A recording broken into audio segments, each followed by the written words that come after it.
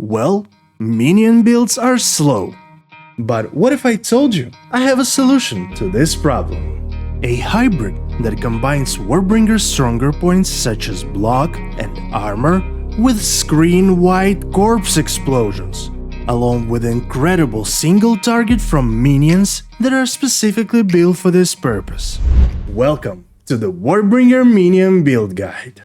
In 0.3 update, all Warcry skills were heavily buffed in several aspects. The biggest one is that every Warcry now has the Nova tag, which let us use the Astral Projection support gem. That means we're no longer limited in casting our skills only around our character. Now we can deal damage and explode corpses literally off-screen. We no longer need to approach monsters at close combat, and we can keep our distance from the most dangerous ones. Another huge change is the fact that we can now instantly heal ourselves, thanks to Urgent Call passive ability and Second Wind support gem. So basically, as long as we use this ability constantly, we can withstand any situation. Now let's talk about Corrupted Blood.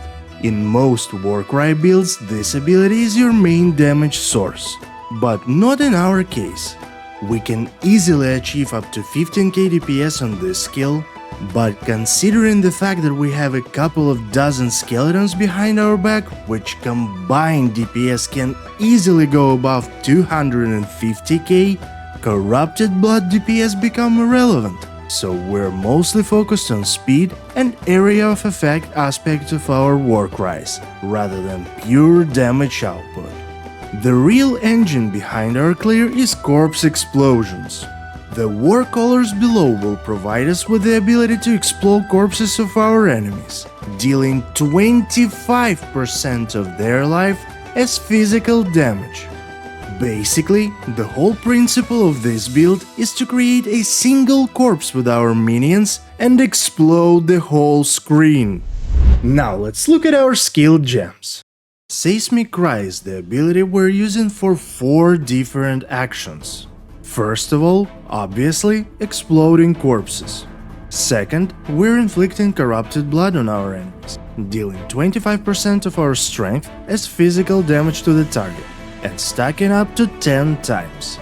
Third, it's the only Warcry that can apply physical hit damage to the target, meaning that we can now use Anvil's Weight passive to break enemies' armor. Finally, we're heavy stunning enemies that are primed for stun, which will work incredibly well for rare and unique monsters.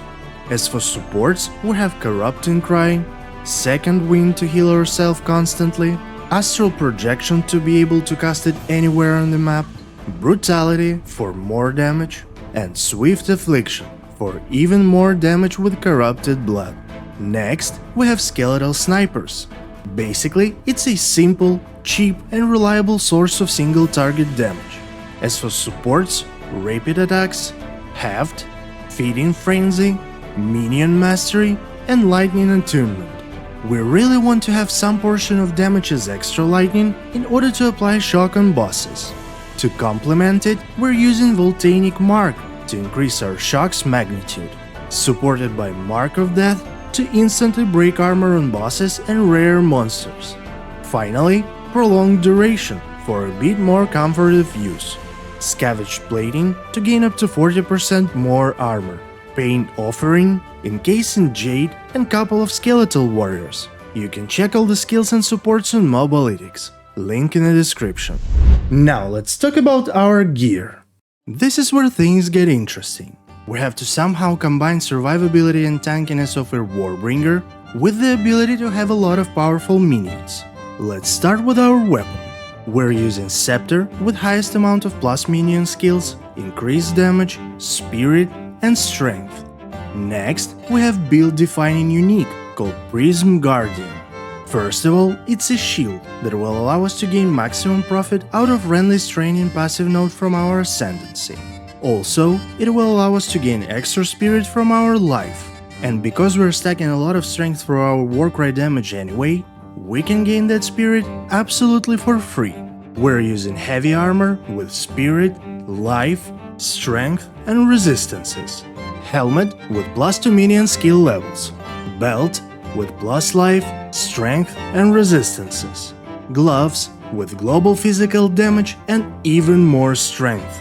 As for the boots, I decided to use these unique ones to increase reservation efficiency of our minions, rings mostly to cover our resistances, and finally Fire Flower Amulet. This is hands down the best option for any fire-based builds. And what a news! Our skeletal archers got fire tag included. So basically, it's a +6 to minion skills amulet. Now let's talk about our passive skills. Once again, I will leave the link to Mobalytics in the description, and here I will try to cover the main aspects of the build. In order to make this build work, we need to cover a lot of things. For example, defenses. So we're taking notes like Jade Heritage to gain additional physical damage reduction. And we're taking these armor clusters over here. Next, we need a lot of stun threshold. So we're taking notes like Polished Iron to gain additional stun threshold from our equipped items. Hefty Unit to gain additional stun threshold from our strength. Also, it will be a very good choice to pick up Unbending for that 3% increased maximum life and even more stun threshold. Next, we need to cap our block chance with a wide barrier. And couple of small notes on the way to lay siege. We're breaking armor with cruel methods and increasing armor break duration with irreparable. Speaking about Warcries, we're trying to get all speed related clusters and some area of effect. Damage notes are okay, but only if you don't have to spend a lot of points in order to get there. We're 100% taking notes like Urgent Call, Escalation, Guttural Roar, and Deafening Cries. Next, Minions. We're trying to get as much minion notes as possible without sacrificing our survivability. So we're taking this cluster over here, this small cluster over here, and of course this cluster with Lord of Horrors. Now let's talk about jewels. From Nothing Diamond with Unwavering Stance will help us to save tons of points in order to get over here. So we will be able to take such notes as Escalation, Hail Heart, Warlord Leader, and Finality.